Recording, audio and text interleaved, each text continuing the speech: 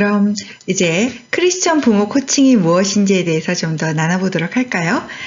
크리스천 부모 코칭은 코치가 아니라 부모가 코칭을 하는 것을 의미합니다. 크리스천 부모 코칭이기 때문에 부모가 크리스천 코칭을 통해서 자녀가 하나님이 기뻐하시는 행복한 삶을 살아갈 수 있도록 임파워먼트 하는 것이다 라고 좀 정의를 내려봤는데요. 한국 보육코칭협회에서는 이제 부모 코치라고 해서 부모가 코칭 기술을 익혀서 자녀가 주도적으로 자기의 삶을 살아갈 수 있도록, 그리고 건강한 상호작용 이야기하면서 자녀와 부모가 모두 행복한 삶을 살 수 있도록 하는 것이다 라고 또 정의 내리고 있는 것을 보실 수 있겠습니다. 우리가 크리스천 부모 코칭에 있어서 가치관을 좀 나누면 좋겠습니다. 정말 하나님과 자녀가 만날 수 있게 우리 부모가 정말 축복의 통로로서 살아갔으면 좋겠다는 바람이 있는데요. 왜냐하면 자녀가 진정하게 변화하려면 하나님과 만나야 하기 때문이죠. 더불어서 하나님이 우리 자녀를 독특하게 한 사람 한 사람 디자인해서 또 만드셨다는 것을 우리가 믿고 자녀를 존중해야 되겠습니다. 내 자신을 봐도, 우리 배우자나 주변의 사람들을 봐도 정말 독특하게 오묘하게 하나님이 만드셨고, 또 하나님 각자의 달란트를 통해서 일하시는 것들 생각해 보면 내 생각과 하나님의 생각은 다르잖아요. 그래서 우리의 생각을 뛰어넘는 하나님께서 우리 자녀를 어떻게 또 인도하실지 우리가 기대해야 하고 또 기도할 필요가 있다는 생각을 하게 됩니다. 특히 하나님은 자녀의 성장과 변화를 부모를 통해서 시작하시고 주관하시죠. 그래서 우리는 하나님께 맡겨주신 자녀를 어떻게 청지기로서 또 잘 키워갈 것인가, 그 고민을 함께 해야 될 필요가 있습니다. 그런데 자녀 양육을 하는 데 있어서 부모의 성품이 얼마나 중요한지 우리가 좀 생각해 보면 좋겠습니다. 그래서 우리가 끝까지, 정말 죽을 때까지 저는 성장해야 된다라고 표현을 하는데요. 우리가 정말 예수님을 닮아가는 사람으로서 계속 살아간다면 그 성품이 아이들에게도 잘 흘러갈 거라고 생각을 합니다.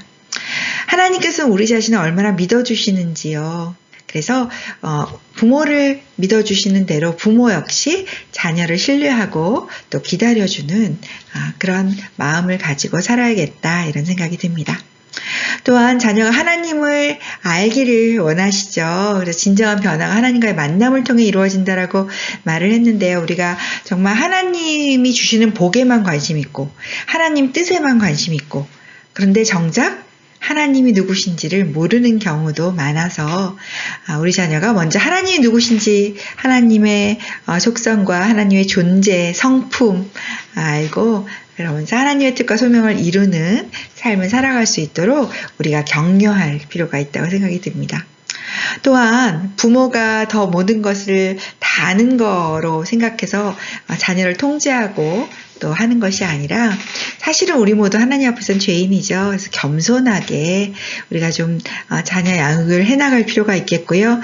정말 우리가 성경에서도 봤듯이 매사에, 범사에 하나님을 인정하며 성령님의 도우심을 구하며 또 하나님과 함께하는 모습들, 그래서 하나님의 일하심을 기대하고 기도하는 우리가 됐으면 좋겠습니다. 또한 부모 코칭이기 때문에 우리 자녀들의 강점 찾아주는 게 굉장히 필요하죠. 그리고 자녀가 어떤 선택들을 했을 때 책임감을 느끼고 또 행동할 수 있도록 우리가 지원할 필요가 있겠습니다. 또 우리가 발달 단계를 이야기하면서 그 발달 단계마다 필요한 것들이 있다라고 이야기를 했었는데요. 그런 필요한 습관들을 몸에 배게 하고 또 좋은 성품을 갖게 하는 것 당연히 필요하겠죠. 그래서 이렇게 하기 위해서 또 부모가 잘 훈육해야 될 때도 있고요. 또 이렇게 크리스천 코칭을 해야 될 때도 있습니다. 그래서 이 필요한 습관을 몸에 배게 하는 부분에 있어서 우리가 훈육을 할 건지 아니면 코칭을 해야 될 건지, 이것을 경우와 상황에 따라서 잘 분별해서 사용하실 필요가 있겠습니다. 또한 하나님께서 주시는 기쁨과 샬롬, 이것을 정말 부모와 자녀 모두가 누려야겠죠. 그래서 하나님과의 친밀감 안에서 기쁨과 샬롬을 누리는 것에 대해서도 계속 말씀을 드렸기 때문에 우리가 이 크리스천 부모 코칭을 하는 데서도 굉장히 중요한 목적 중에 하나가 되겠다라고 말씀드릴 수 있겠습니다. 더불어서 크리스천 부모 코칭 프로세스를 이제 나눴으면 좋겠습니다. 코칭 프로세스는 사실 다양하게 이야기할 수가 있겠는데요. 저는 특별히 여러분과 조이 대화 모델을 가지고 이 프로세스를 풀어가려고 합니다. 조이라는 자체가 기쁨, 하나님과의 관계에 대해서, 하나님의 그런 모습에 대해서 우리가 반응하는 은혜에 대한, 하나님의 은혜에 대한 반응이다. 그게 조이다라고도 얘기했었는데요. 이 조이를 가지고 제가 대화 모델을 만들게 됐습니다.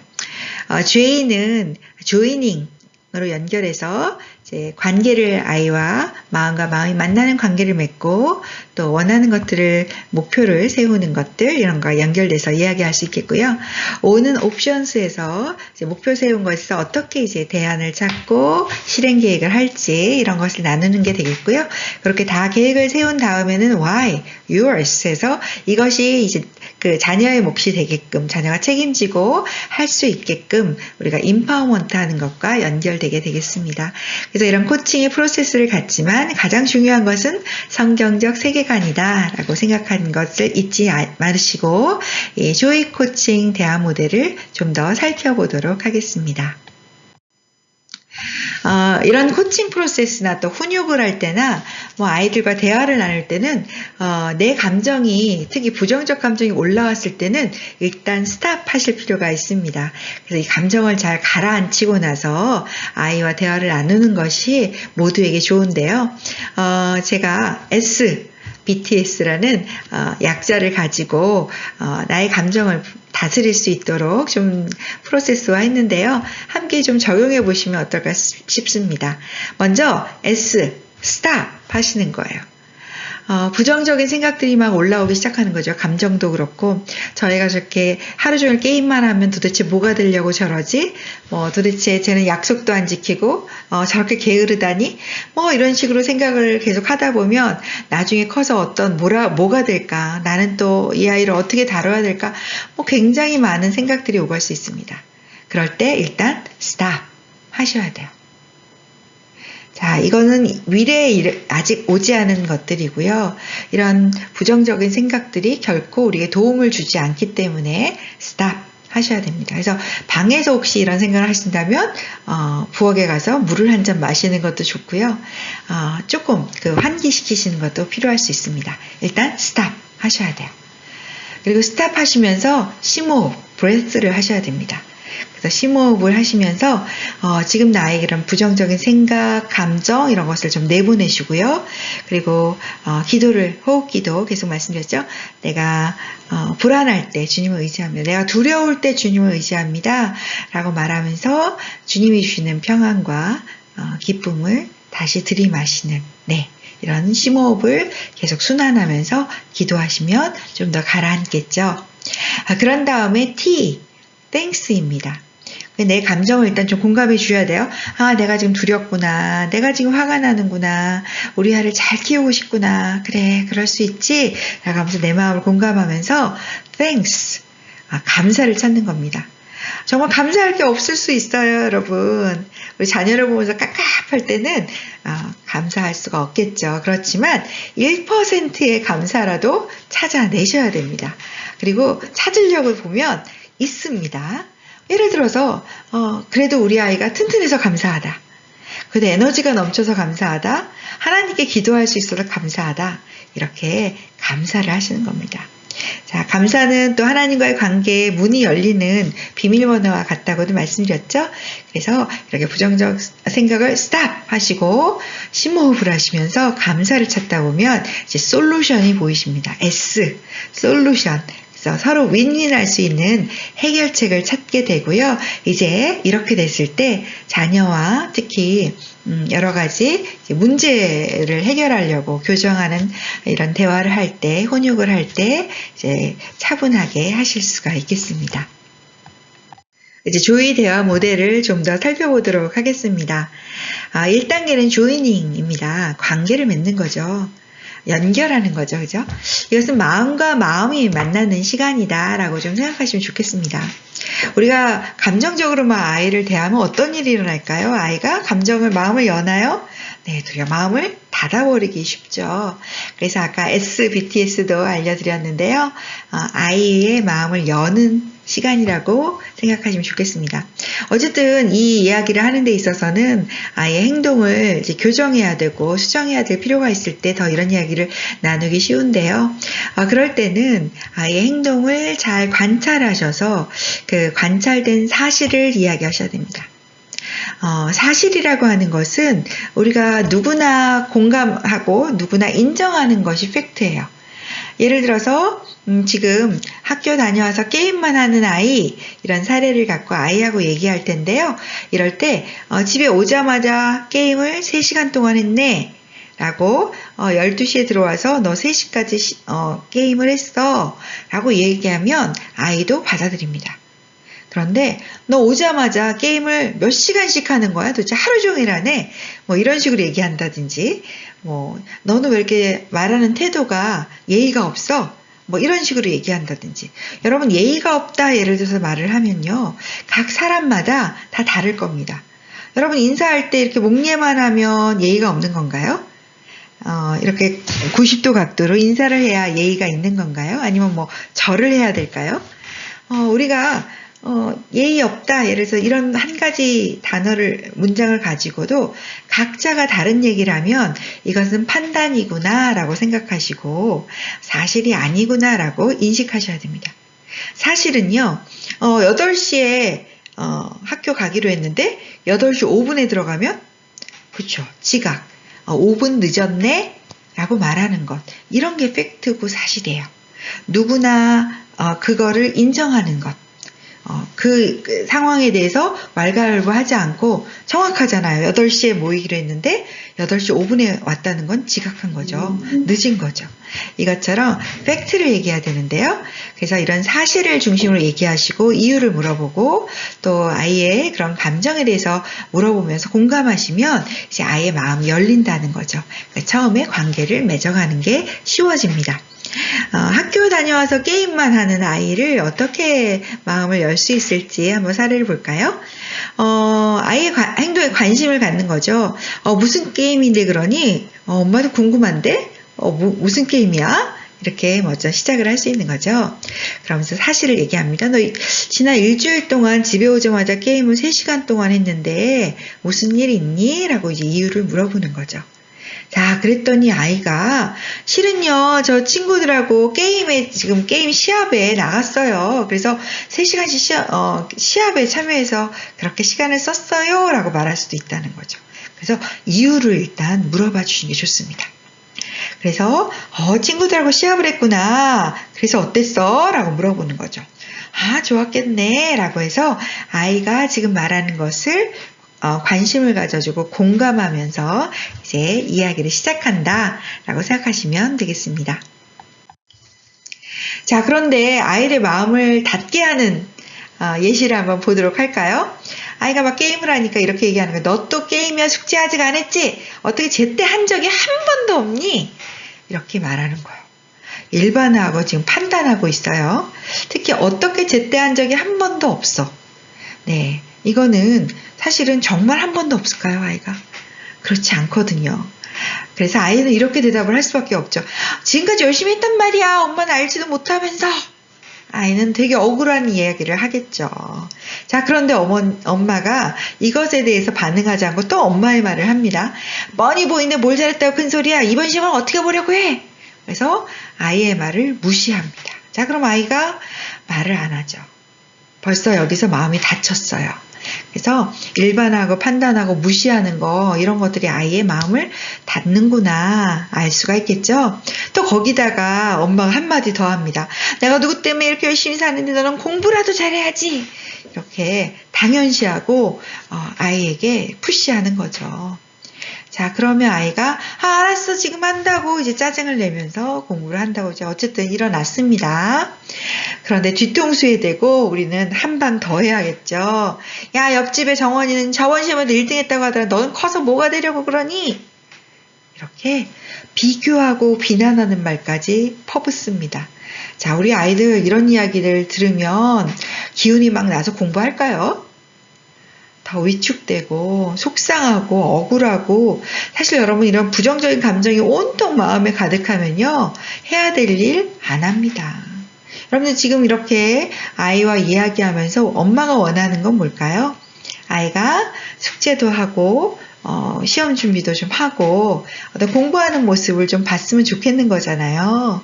근데 그것을 위해서 잘 대화를 나눠야 되는데 이런 무시하고 판단하고 당연시하고 비교하고 비난하는 이런 것들은 절대로 아이의 마음을 열지도 못할 뿐더러 우리가 원하는 행동을 하지 못하게 합니다. 그래서 우리가 조이닝 첫 번째 마음을 여는 것들을 참조하셔서 아이의 마음을 열려고 우리가 시도할 필요가 있겠죠. 대화를 시작하려면요.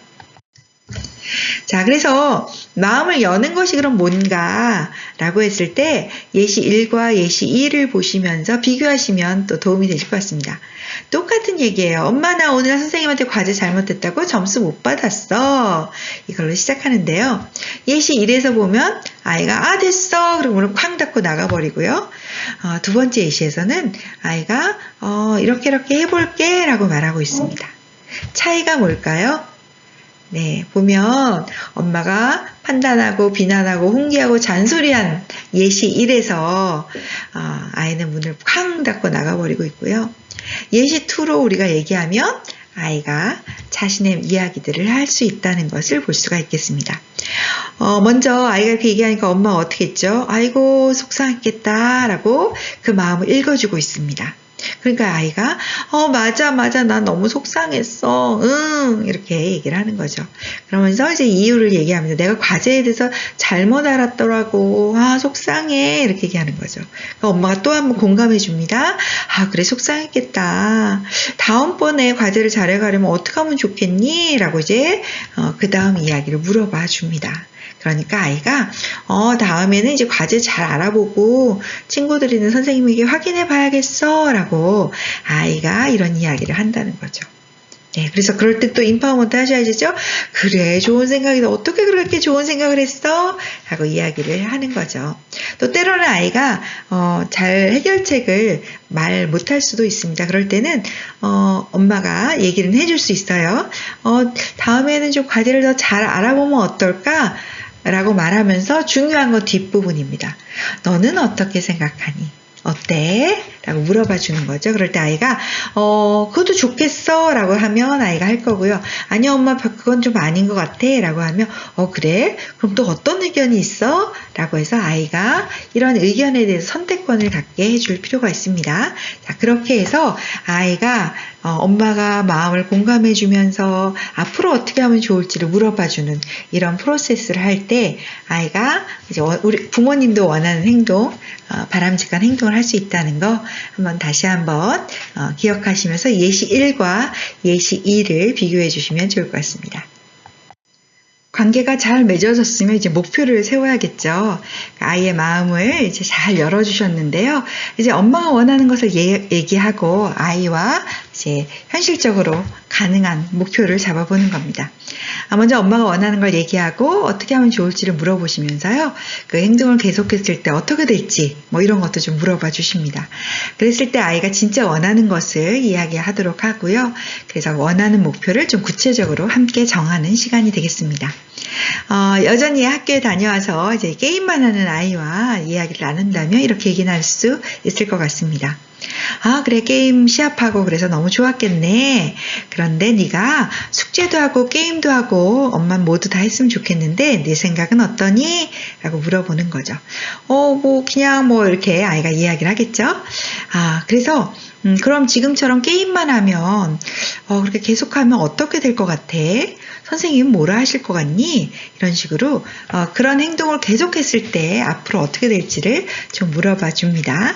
자, 그럼 아이가 그러면 계속 이렇게 하면 선생님도 싫어하고 성적도 떨어지고 그럼 안 될 것 같아요. 이제 대부분 이런 식으로 얘기를 하게 됩니다. 자, 그럴 때 그럼 어떻게 하면 좋을까? 네가 진짜 원하는 게 뭐니? 라고 물어보면 아이들은 이제 게임도 많이 하고 싶고 선생님한테 칭찬도 받고 싶어요. 이런 식으로 이야기를 하겠죠. 그러면 아이가 원하는 목표를 이렇게 또 정해줄 수 있을 겁니다.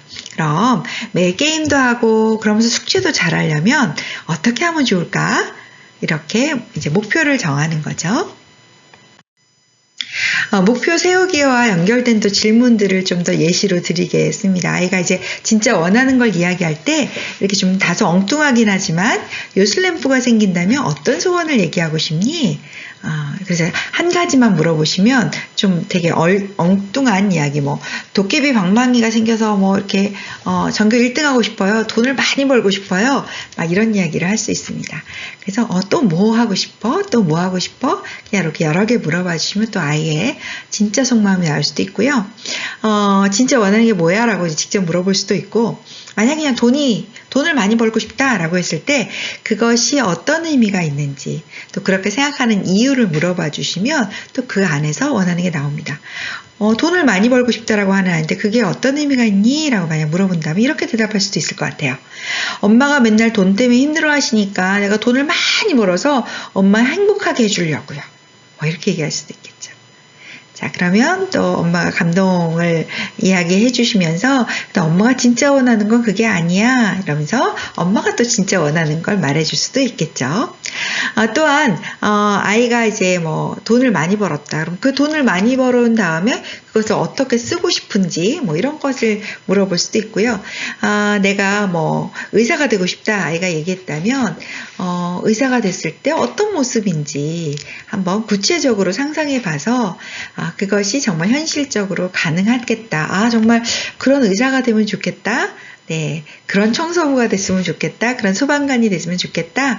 뭐 이런 것들을 아이들이 좀 그려볼 수 있도록 얘기해 주시는 것도 도움이 됩니다.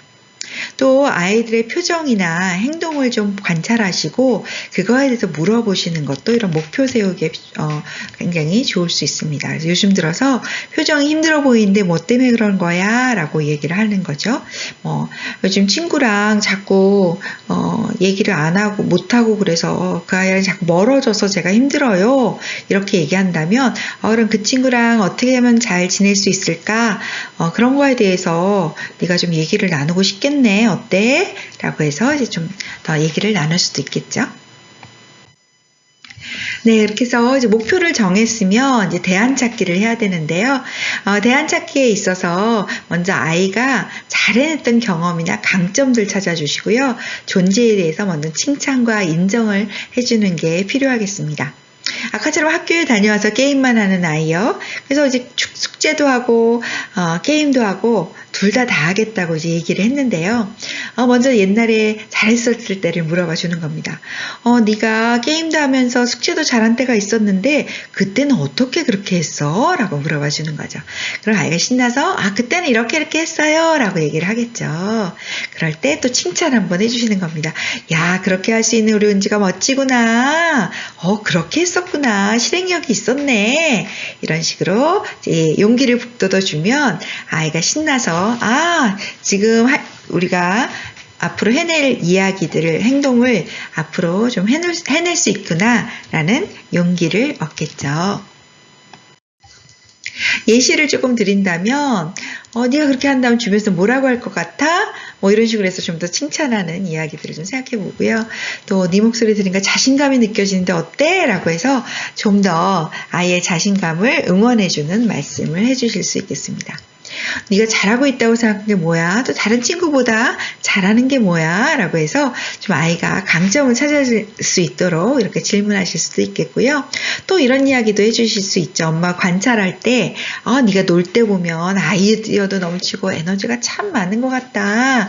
이렇게 긍정적으로 이야기해 줄 수 있겠죠. 또 노력에 대해서 고마워할 수도 있고요. 이런 것에 대해서는 또 저희가 자녀와의 코칭 대화법에서도 좀 더 이야기를 할 텐데요. 이런 식으로 좀 활용하시면 아이가 목표를 이제 정해서 행동으로 옮겨야 되는 시점에서 더 인파워먼트 될 수 있다라고 이해하시면 되겠습니다. 아이가 이제 목표를 세우고 했으면 그리고 거기에 대해서 목표를 실행할 수 있는 용기까지 얻었다면 이제 실행 계획을 세워야겠죠. 목표를 실행할 수 있는 방법들을 먼저 여러 가지로 찾아보는 게 필요합니다. 브레인스토밍이라고 하죠. 그래서 정말 그냥 말도 안 되는 것들을 일단은 다 끄집어내는 겁니다. 그래서 아이가 얘기했을 때 그건 안 돼, 그건 안 돼 이렇게 자르지 마시고 일단은 말하게 해주시기 바랍니다. 그래서 그렇게 얘기하다 보면 이제 그 다음에 질문하시면 돼요. 이 중에서 가장 먼저 어떤 것부터 시작해 볼까? 라고 얘기하는 거죠. 그래서 여러 가지 방법들을 자유롭게 얘기한 다음에 그 중에 하나를 선택하면 되니까요. 가장 현실성 있는 걸 그때 얘기를 나누시면 됩니다. 그리고 그 계획을 실행할 수 있도록 이제 여러 가지로 물어봐 주시면서 어떻게 할 건지를 좀 더 구체화할 수 있겠죠. 그리고 또 스스로 이것을 책임지고 행동할 수 있도록 확인하게 도와주시면 좋겠습니다. 아까 학교 다녀와서 게임만 한 아이와 또 계속 이렇게 대화를 할 수 있겠죠. 게임도 하고 또 숙제도 하고 그걸 위해서 어떤 걸 시도하면 좋을까? 여러 가지 얘기가 나오겠죠. 그 중에서 무엇부터 시작해보면 어떤 것부터 시작해볼까? 라고 얘기했을 때 아이가 저녁 먹고 숙제할래요? 이렇게 얘기할 수 있을 것 같아요. 그러면 이제 또 물어보는 거죠. 어떻게 해볼 거야? 저녁 먹고 나서 바로 할 거야? 아니면 조금 시간이 필요할까? 이런 것도 물어볼 수도 있고요. 저녁 먹고 나서 이제 그러면은 식탁에서 할 거야? 너의 공부 방에서 할 거야? 이런 것들도 물어봐 줄 수도 있고요. 가장 먼저 무엇부터 볼 거야? 숙제 확인부터 할 거니? 아니면 시험에 대해서 이런 걸 좀 계획을 짠 대로 실행해 볼 거니? 이런 식으로 계속 좀 물어봐 주시면 아이가 이것을 그냥 저녁 먹고 나서 숙제할게요 라고 말했던 것보다 훨씬 구체적으로 그러면 나는 엄마가 옆에 있어주는 게 좋으니까 식탁에서 할래요. 이렇게 말할 수도 있고요. 공부방이 좋겠어요. 이런 식으로 해서 아이가 정말 구체적으로 어떻게 해야 되는지 이제 계획을 세울 수 있도록 도와주게 됩니다.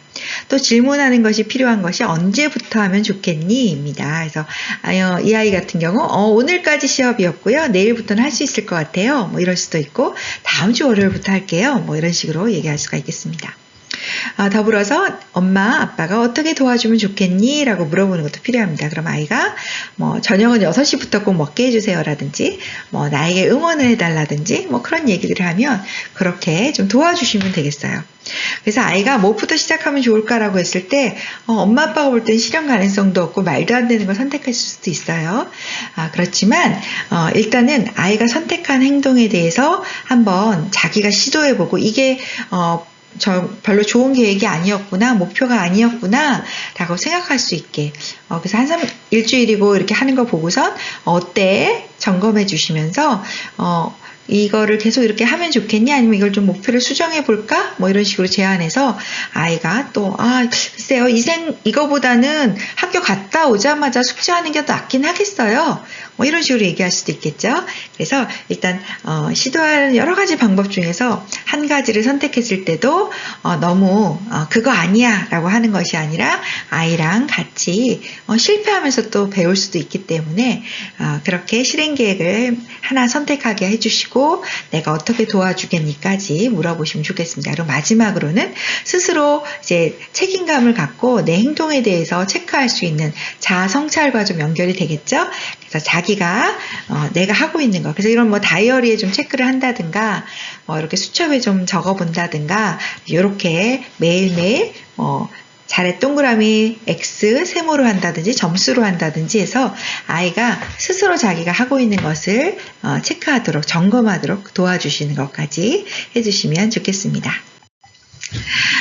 잘못된 예시로는 이제 조건적인 사랑 이런 행동을 이제 해나갈 때 있어서 스마트폰 바꿔줄게요 이렇게 사준다 이런 거는 안 하시는 게 좋을 것 같아요. 도리어 아이의 과정을 좀 칭찬해 주시고 응원의 말을 해주고 또 어떻게 도와주기를 원하는지 이런 것들을 통해서 아이를 계속 응원해 주시는 게 더 필요하겠습니다.